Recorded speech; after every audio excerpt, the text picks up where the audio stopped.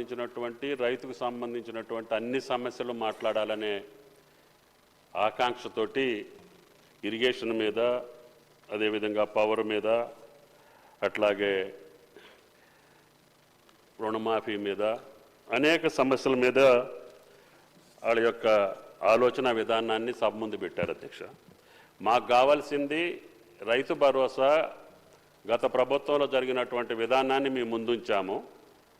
దాన్ని రేపు రాబోయేటటువంటి సంక్రాంతి పండుగ నుంచి ఏ రకమైనటువంటి పద్ధతుల్లో అమలు చేస్తే నిజమైనటువంటి రైతుకు మేలు జరుగుద్దో చెప్పాలి అని చెప్పి గౌరవ సభ్యుల్ని పదే పదే కోరాము. అయినా అనుకున్నంత మాకు ఫీడ్బ్యాక్ పెద్దగా వచ్చినట్టు లేదు. అయినా సరే రమణారావు గారు చెప్పారు, గతంలో జరిగినటువంటి పద్ధతి ప్రకారం వద్దు, అక్కడ 20,000 పైచిలుకు కోట్లు పంట వేయినటువంటి రైతాంగానికి వెళ్ళింది. ఖాళీగా ఉన్నటువంటి భూములు కావచ్చు, ఇందాక మీరు అందరూ డిస్కస్ చేసినటువంటి కొండలు గుట్టలు కూడా కావచ్చు, అటువంటి వాటికి ఇవ్వద్దు, పంట వేసినటువంటి రైతుకే ఇవ్వాలి అని చెప్పి రమణారావు గారు చెప్పారు. రామారావు గారు కూడా ఎట్టి పరిస్థితుల్లో అందరికీ ఇవ్వాలి, పాత పద్ధతినే కొనసాగించాలి అనేటటువంటి అర్థం వచ్చేటట్టుగా ఆయన గారు మాట్లాడారు.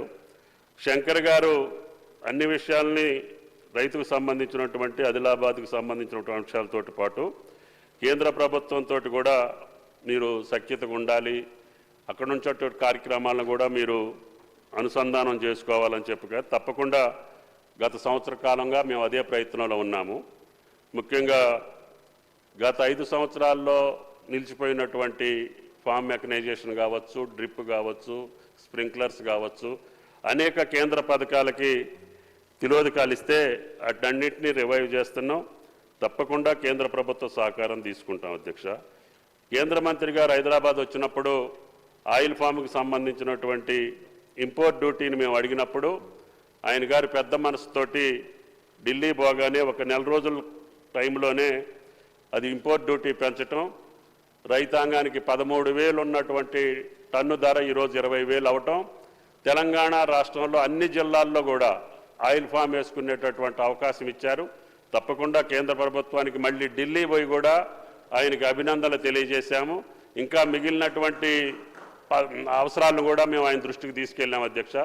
తప్పకుండా కేంద్ర ప్రభుత్వంతో వాళ్ళ యొక్క సహకారం తీసుకోవటానికి రైతాంగానికి సంబంధించినటువంటి అన్ని అంశాల్లో ఈ ప్రభుత్వం ప్రయత్నం చేస్తుందని చెప్పి పాయల్ శంకర్ గారికి విజ్ఞప్తి చేస్తున్నాం. అదేవిధంగా ఓవైసీ గారు మార్కెట్ గురించి చెప్పారు. తప్పకుండా ముఖ్యమంత్రి గారి పరిశీలనలో ఉంది, అది జడ్జిమెంట్ రిజర్వ్ అయి ఉంది కాబట్టి దాని మీద ఇంకా నిర్ణయం చేయలేదు. తప్పకుండా దాన్ని కూడా పరిశీలిస్తామని చెప్పి విజ్ఞప్తి చేస్తున్నాం అధ్యక్ష. సాంబశివరావు గారు కూడా అటవీ భూములకు సంబంధించి కావచ్చు, లేదు ధరణి రికార్డులో జమీందారుల పేరు మీద ఈ యొక్క రైతు భరోసా అమౌంట్ పడిపోయింది కాబట్టి దాన్ని ఇప్పుడు మామూలుగా మళ్ళీ ఎవరైతే కౌలుదారులు ఉంటారో, లేదు కాస్తు కాలంలో ఉన్నటువంటి వాళ్ళకి నిజంగా వచ్చేటట్టుగా ప్రయత్నం చేయాలని చెప్పారు. 15 ఎకరాల వరకు ఇస్తే బాగుంటుంది అనేది సాంబశివరావు గారు ఆలోచనలాగా ఆయన చెప్పడం జరిగింది అధ్యక్ష. అదేవిధంగా ఎట్టి పరిస్థితుల్లో కూడా కల్టివేట్ చేయనటువంటి భూములకు, వ్యవసాయం చేయనటువంటి భూములకు ఇవ్వద్దని చెప్పి స్పష్టంగా చెప్పారు అధ్యక్ష. అదేవిధంగా గతంలో ఉన్నటువంటి కమిషన్ల యొక్క వ్యవహారం కావచ్చు, అదేవిధంగా కౌలు రైతులకు ఏ రకంగా న్యాయం చేస్తారు, అదేవిధంగా ఇన్సూరెన్స్ కూడా గత 5 సంవత్సరాల్లో పంట ఇన్సూరెన్స్ను కూడా గత ప్రభుత్వం చేయలేదు కాబట్టి మళ్ళీ దాన్ని రివైవ్ చేసి పంట నష్టపోతే ఎట్టి పరిస్థితుల్లో ఇన్సూరెన్స్ ఇవ్వాలి అని చెప్పి సాంబశివరావు గారు మాట్లాడారు అధ్యక్ష. తప్పకుండా ఈ ప్రభుత్వం క్రాప్ ఇన్సూరెన్స్ని రివైవ్ చేస్తాం. రైతుల యొక్క ప్రీమియంను కూడా ఏ రకంగా ప్రభుత్వం భరాయించి అన్ని పంటలకి ఇన్సూరెన్స్ ఉంటే తప్ప ఇక నష్టపరిహారాన్ని మనం రాష్ట్ర ప్రభుత్వ పరంగా భరాయించలేము. తప్పకుండా ఇన్సూరెన్స్ ఉంచాలనేది కూడా ఈ ప్రభుత్వం యొక్క ఆలోచన అని చెప్పి మీకు విజ్ఞప్తి చేస్తున్న అధ్యక్ష. అదేవిధంగా రామ్మోహన్ రెడ్డి గారు ఆయన గారు గతంలో జరిగినటువంటి పద్ధతికి రైతుకే రైతు భరోసా ఇవ్వాలని చెప్పారు.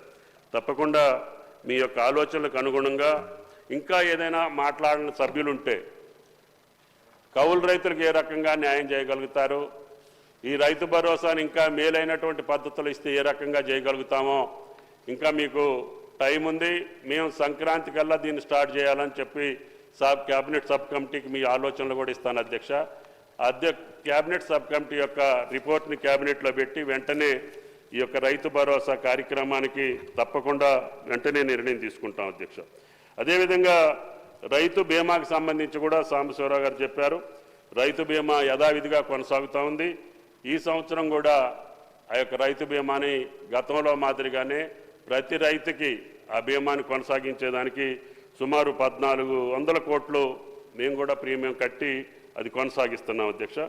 ఎక్స్ట్రాగా రైతాంగానికి సన్నొడ్లు పండించేటటువంటి రైతాంగం కొంత దిగుబడి తగ్గుద్ది కాబట్టి ఆ దిగుబడికి తగ్గట్టుగా మనం బోనస్ ఇస్తే రాబోయేటటువంటి రోజుల్లో అది పంట బీమా మీరు చెప్పేది పంటల బీమాని కూడా గతంలో ఆగిపోయింది. తప్పకుండా రివైవ్ చేస్తానని చెప్పాం.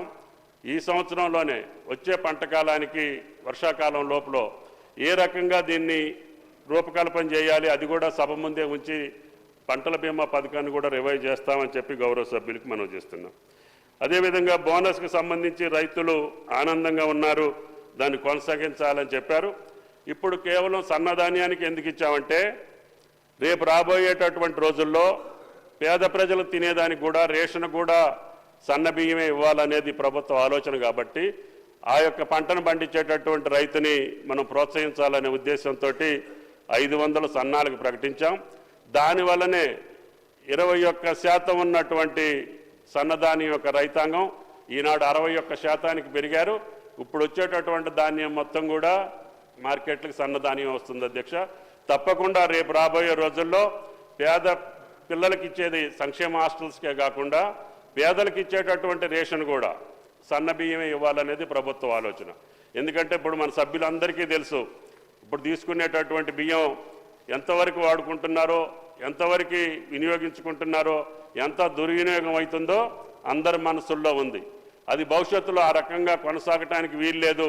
ఈ యొక్క ప్రభుత్వం యొక్క ధనం దుర్వినియోగం కాకూడదనే ఉద్దేశంతో సన్నధాన్యాన్ని ప్రోత్సహిస్తున్నాం.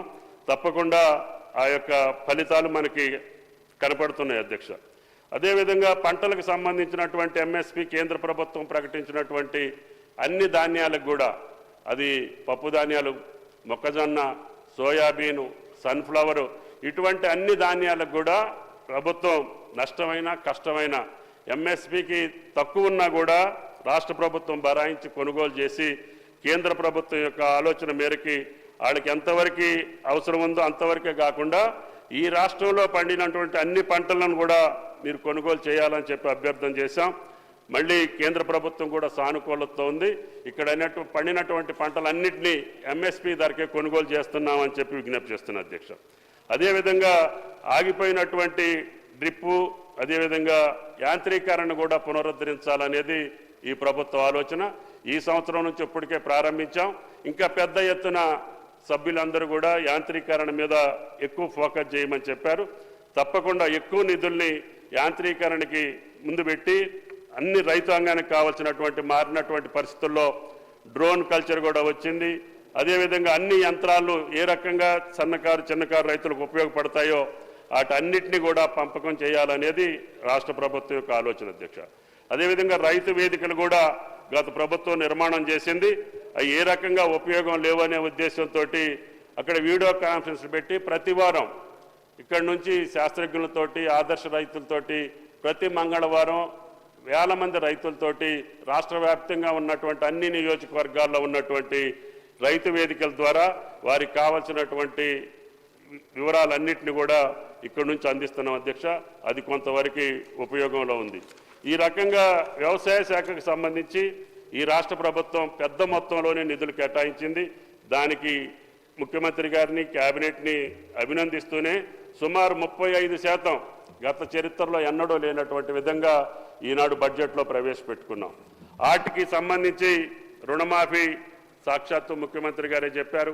అదేవిధంగా మిగిలినటువంటి ఏదైతే సభ్యులు లేవనెత్తారో ఆ సబ్జెక్టులన్నింటినీ కూడా ముఖ్యమంత్రి గారి సమాధానంలో ఉంది. కాబట్టి రైతు భరోసాకు సంబంధించి మీ ఆలోచనల్ని వెంటనే సబ్ కమిటీలో పెట్టి క్యాబినెట్ నిర్ణయం చేసి వచ్చే కొత్త సంవత్సరంలో రైతు భరోసాను కొనసాగిస్తామని చెప్పి విజ్ఞప్తి చేస్తున్నాం అధ్యక్షుడు.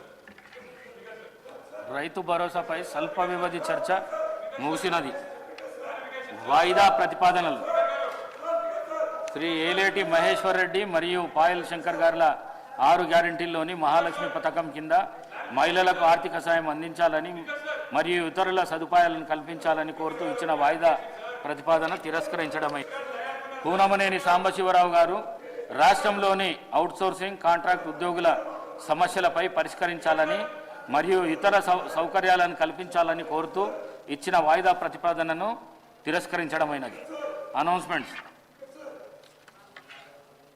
I am to announce to the House that in respect of the starred and unstarred questions which were admitted and communicated to departments for which answers have been received, the ministers concerned and direct to send a copy of the answer to the questions directly to the members concerned under the intimation to the legislature secretariat. ఒక్క నిమిషం.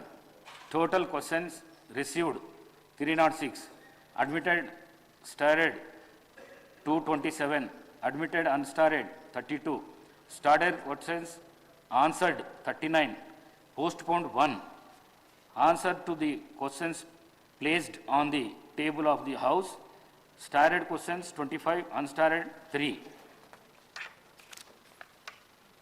Fourth session statistics from 9th to 21st December 2024. Number of days for which the Assembly sat 7 days. Number of hours for which the Assembly worked 37 hours 44 minutes. Number of starred questions answered orally 39. Number of answers to the starred questions placed on the table of the House on 21/12/2024-25. Number of answers to the unstarred questions placed on the table of the House on 21/12/2024-3. Number of supplementaries made by the members 69. Number of speeches made by the members 71. Number of bills introduced and passed 8. Number of short discussions discussed 4. Number of statements made by the Chief Minister 1. Party positions in the Assembly as on 21/12/2024. Indian National Congress 65, BRS 38, BJP 8, MIM 7, CPI 1, total 119. With the consent of the House, I urgent the House sine die.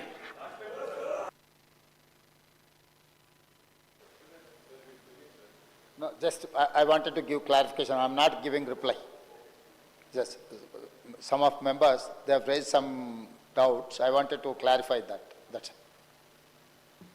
అధ్యక్ష, వ్యవసాయ శాఖ మంత్రి గారు తెలంగాణ రాష్ట్రానికి